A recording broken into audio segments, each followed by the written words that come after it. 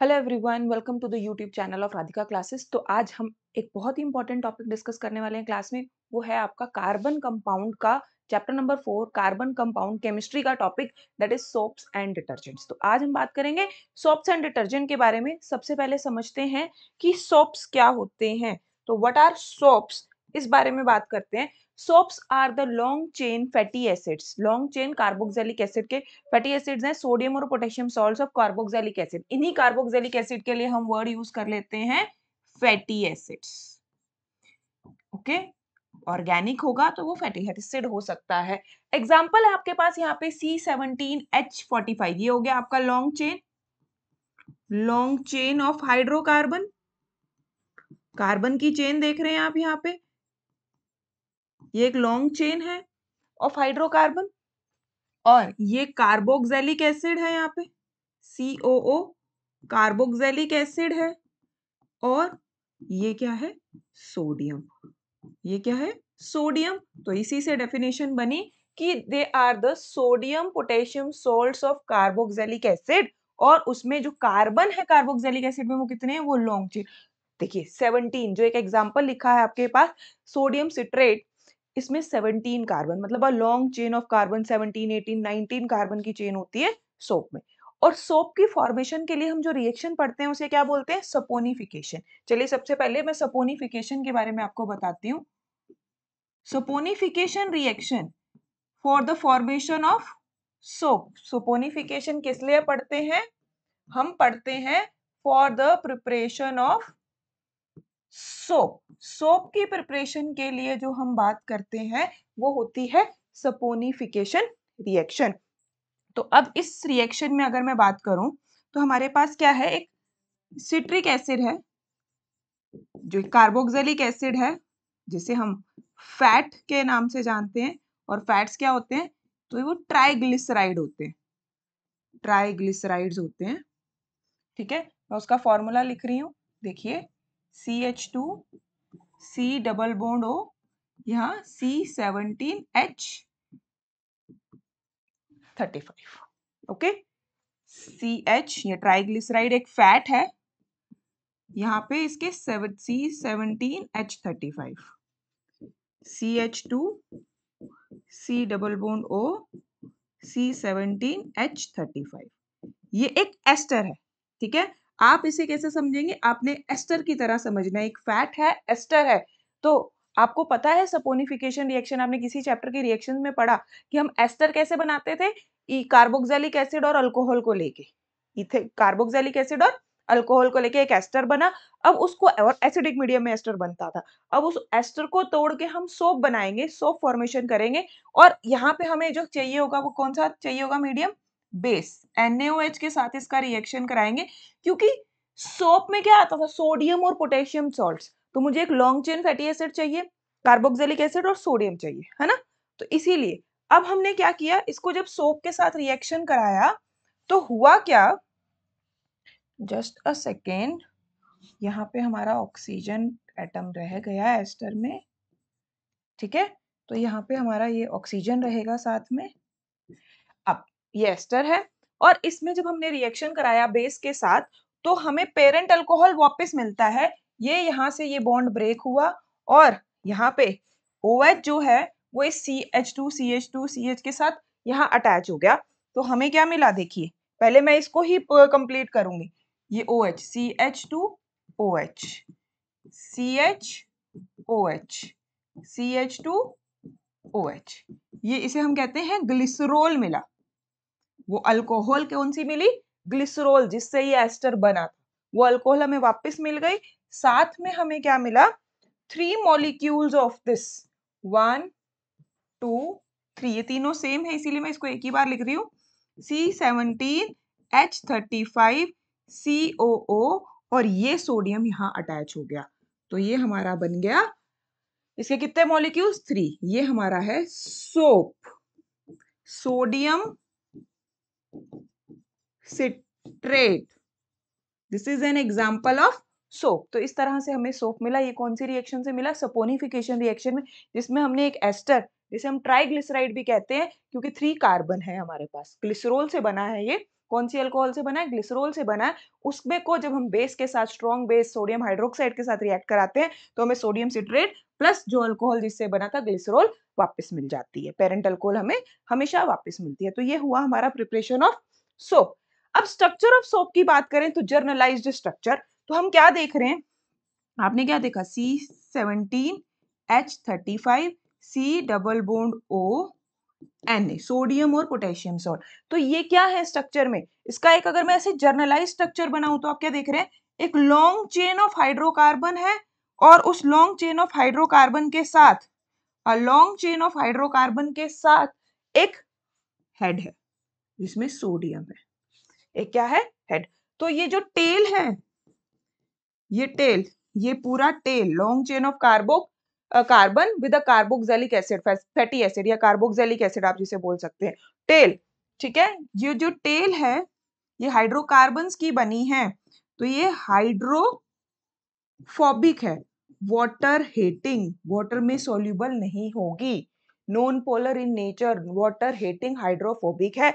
जबकि ये जो हेड है, इसका जो हेड है ये क्या होगा, हाइड्रोफिलिक इन नेचर है, वाटर लविंग, ये वाटर में डिसॉल्व हो जाएगा, पोलर इन नेचर। पढ़ते हैं क्या लिखा है यहाँ पे, a soap molecule has two parts, a long chain hydrocarbon part which is hydrophobic in nature, मतलब वाटर को रिपेल करेगा, and soluble oil and grease, and soluble in oil और ग्रीस, वो मतलब डस्ट में जितनी जो भी, याद रखिए जो भी हमारी डर्ट होती है वो हमेशा ऑयली नेचर की होती है, ऑयल और ग्रीस की फॉर्म में होती है।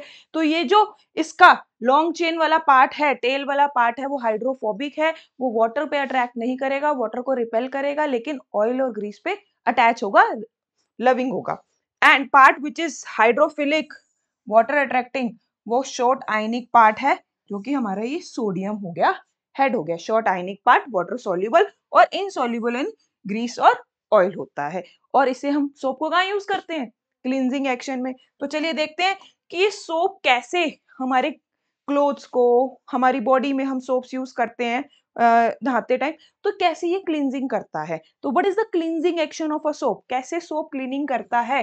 तो जब हम सोप को वाटर में डिसॉल्व करते हैं, वो एक स्ट्रक्चर बनाता है, स्फेरिकल स्ट्रक्चर बनाता है, जिसे हम मिसल बोलते हैं। क्या बनाता है, एक स्फेरिकल स्ट्रक्चर जिसे हम मिसल बोलते हैं। और ये मिसल कोलाइडल नेचर का होता है, कोलाइडल नेचर का होता है। अब कोलाइडल नेचर का है तो कैसा देगा, सोपी अपीयरेंस देगा, लेदरी अपीयरेंस देगा और टिंडल इफेक्ट भी शो करेगा। टिंडल इफेक्ट, कोलाइडल्स क्या शो करते हैं, टिंडल इफेक्ट, मतलब पाथ ऑफ लाइट विजिबल होगा। ठीक है, और फिर ये मिसल जब बनेगा तो कैसा अपीयरेंस आएगा, क्लाउडी अपीयरेंस आएगा, क्योंकि पाथ ऑफ लाइट विजिबल तभी होगा ना, टिंडल इफेक्ट दे रहा है तो कैसा होगा, क्लाउडी अपीयरेंस देगा, सोपी अपीयरेंस देगा। ओके, मिसल की फॉर्मेशन होती है। In micelle the soap molecules are arranged radially such that the CH part is towards the centre and ionic part is towards the outside. देखिए होता क्या है मिसल फॉर्मेशन में, ये जो आपकी डर्ट है, ये डर्ट हमेशा ऑयल की फॉर्म में, ग्रीस की फॉर्म में होगी, और हम इस डर्ट के ऊपर अब सोप अप्लाई करते हैं, तो सोप का जो हेड है, सोप की जो टेल है, क्योंकि वो ऑयल लविंग है, वो इस तरह से अटैच हो जाती है, और ये हेड इस तरह से ये अटैच हो गए, long chain towards the centre and ionic part, sodium head, जो हेड पार्ट है वो बाहर की तरफ होता है। इस तरह से ये एक कोलाइडल सॉल्यूशन बनता है। ये जो ओवरऑल स्ट्रक्चर बनता है सॉल्यूशन में, ये कोलाइडल का काम करता है। जो सोप सॉल्यूशन है, उस सोप सॉल्यूशन में जब हमने क्लीनिंग के लिए सोप सॉल्यूशन को यूज किया तो वो ऑयल के साथ अटैच होके एक मिसल बनाता है। इस स्ट्रक्चर, इस ओवरऑल स्ट्रक्चर को मैं क्या कहूंगी, मिसल कहूंगी, जो कि एक कोलाइडल सॉल्यूशन है।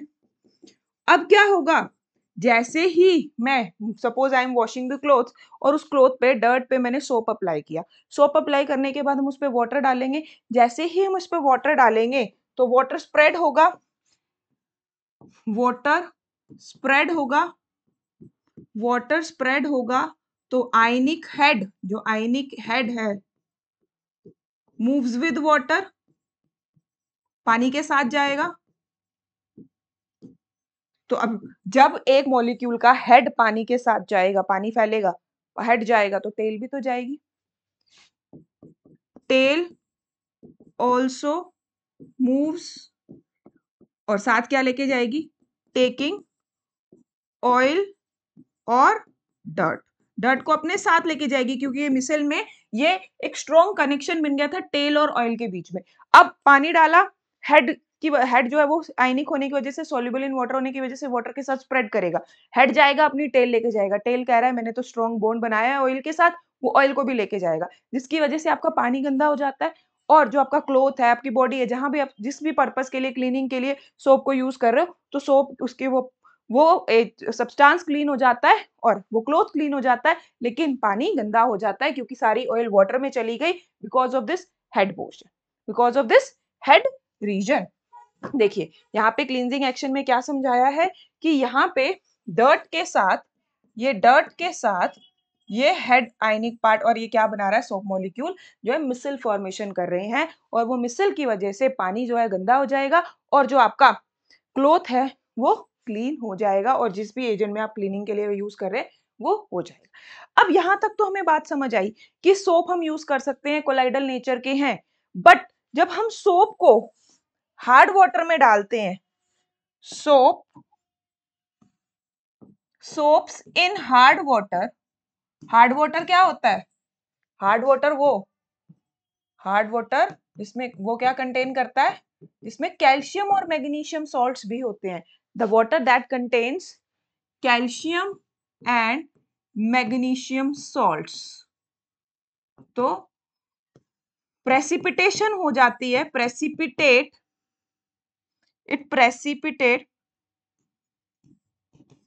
प्रेसिपिटेट विद सॉल्ट्स, सोप जो है, soap precipitates with salts present in hard water। कौन से सॉल्ट्स हैं हार्ड वाटर में, कैल्शियम एंड मैग्नीशियम सॉल्ट्स, और क्या बनाता है, फॉर्म्स इनसॉल्युबल मास, उस इनसॉल्युबल मास को क्या कहते हैं हम, स्कम। तो स्कम वो फॉर्म कर लेता है। फॉर्म और स्कम में देखिए बच्चे फर्क है। जब आप एक नॉर्मल सॉफ्ट वाटर जो आपका टैप वाटर है उसमें सोप बनाते हैं तो वो फोम बनाता है, ठीक है, वो थोड़े टाइम में हम देखते हैं डिजोल्व हो जाती है। बट जब हार्ड वाटर में हम सोप को डिजोल्व करते हैं, क्योंकि हार्ड वाटर में कैल्शियम और मैग्नीशियम सॉल्ट्स होते हैं, तो वो जो सब्सटेंस ऊपर फॉर्म बनती है वो एक्चुअली में फॉर्म नहीं है, वो स्कम है, वो इनसॉल्युबल मास है, वो कभी रिमूव नहीं होगी। व्हेनेवर समटाइम्स अगर आपने कभी अपने आसपास कहीं रिवर में देखा हो, वहां जो इंडस्ट्रियल वेस्ट आ रहा होता है, वो इंडस्ट्रियल वेस्ट के ऊपर बहुत सारी झाग होती है और वो पानी के साथ साथ चलती जा रही है रिवर्स में, डिसॉल्व क्यों नहीं हो रही है, क्योंकि वो फॉर्म नहीं है, फॉर्म तो डिसॉल्व हो जाती है। जो झसकम होती है वो देखने में तो फॉर्म जैसी होती है बट इट इज इनसॉल्युबल मास, ठीक है, वो हमारे वाटर की क्वालिटी को डिग्रेड कर रही है, इसीलिए। और क्लींजिंग प्रॉपर्टीज को भी सॉल्व, वहां पे वो क्लींजिंग प्रॉपर्टीज भी नहीं आ रही है। हार्ड वाटर में सोप जो है प्रॉपरली क्लीनिंग प्रॉपर्टीज नहीं दिखा सकता है because of formation of insoluble mass, because of presence of calcium and magnesium salts in hard water, उसे हम क्या कहते हैं, स्कम कहते हैं। तो उसका ऑल्टरनेट क्या है हमारे पास, उसका ऑल्टरनेट हमारे पास है कि हम डिटर्जेंट्स यूज करें। अब डिटर्जेंट्स क्या होते हैं, तो डिटर्जेंट्स होते हैं हमारे long chain sodium salt of sulphonic acid या फिर अमोनियम सॉल्ट्स ऑफ क्लोरीन और ब्रोमाइड।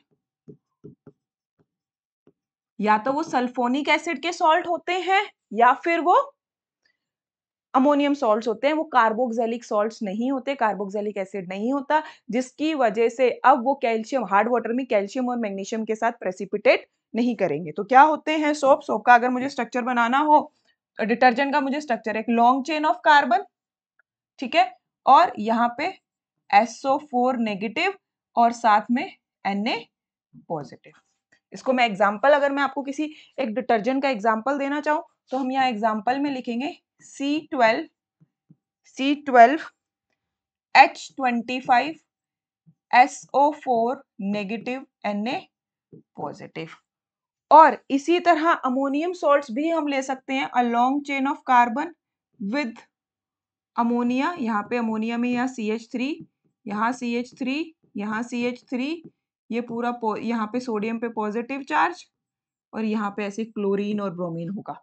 तो this is ammonium salts of chlorine और ब्रोमीन, जो कि लॉन्ग चेन के साथ, long chain carbon hydrocarbon chain के साथ होते हैं, और अब ये हमारे डिटर्जेंट्स हैं।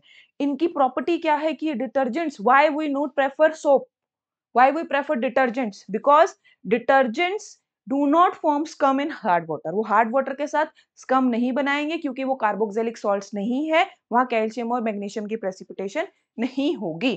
तो देखिए, soaps do not wash well with hard water because of it forms insoluble precipitates of calcium and magnesium salts in hard water, और वो insoluble precipitate को हम क्या बोलते हैं, स्कम बोलते हैं, वो स्कम बना लेता है। तो स्कम ना बने इसीलिए हम क्या यूज करेंगे, detergents wash well with hard water. Why? Because it do not form any insoluble precipitate of calcium और magnesium in hard water। क्यों नहीं बनाएगा? क्योंकि वो कार्बोक्सिलिक सॉल्ट नहीं, सल्फोनिक सॉल्ट्स है।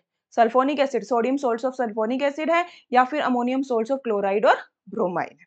चलिए, सोप और डिटर्जेंट में क्या डिफरेंस है, ये बहुत ही इंपॉर्टेंट क्वेश्चन है आपके एग्जाम्स के लिए, तो फटाफट से पढ़ते हैं कि सोप्स और डिटर्जेंट में क्या फर्क है। सोप्स क्या होते हैं, आपने पढ़ा, they are the sodium salts of fatty acid, that is carboxylic acid, while detergents are the sodium salts of sulfonic acid, or you can add here also कि और ammonium salts of chlorine and bromine. Okay. Next is soaps clean well with soft water, but they do not clean well with hard water. Why they do not clean well with hard water? Because they precipitate and with the calcium and magnesium salts present in hard water and form insoluble mass called scum. जबकि detergents दोनों में clean अच्छे से कर लेंगे, soft water में भी hard water में भी, क्योंकि ये कोई इनसॉल्युबल मास नहीं बनाते हैं, ये स्कम नहीं बनाते हैं। ठीक है। Soaps do not clean as well as, third point पे आते हैं, soaps are biodegradable and do not cause any pollution. Soaps biodegradable होते हैं और पॉल्यूशन नहीं करते हैं, बट डिटर्जेंट्स क्योंकि सल्फोनिक सॉल्ट्स के बने हैं तो ये non biodegradable and causes pollution, and they are found in shampoos, हमारे शैम्पू में डिटर्जेंट होता है, एंड अदर क्लीनिंग एजेंट्स, बहुत सारे cleaning, shoe cleaner, floor cleaner, इन सब में डिटर्जेंट्स होता है, cleaning agents. Detergents clean better than soap. They are not well, they do not clean well. Soaps do not clean well. Soaps और better detergent में से कौन सा बेटर क्लीनिंग और प्रॉपर्टी शो करता है, तो बेटर क्लीनिंग प्रॉपर्टीज हमेशा डिटर्जेंट शो करता है, सोप नहीं करता है। आपको याद रखना है। आज तो हमने क्या पढ़ा इस क्लास में, हमने पढ़ा structure of soap, saponification reaction, cleansing action of soap, why soaps are better than detergent, why bad detergents are better than soap, because they do not form, detergents do not form scum while soap forms scum with hard water. And what are the differences between soap and detergent, ये हमने topic आज की class में clear किए। Hope आप सबको ये clear होंगे। मिलते हैं फिर एक और क्लास में एक और इंटरेस्टिंग टॉपिक के साथ। Thank you everyone, bye bye, take care, all the best.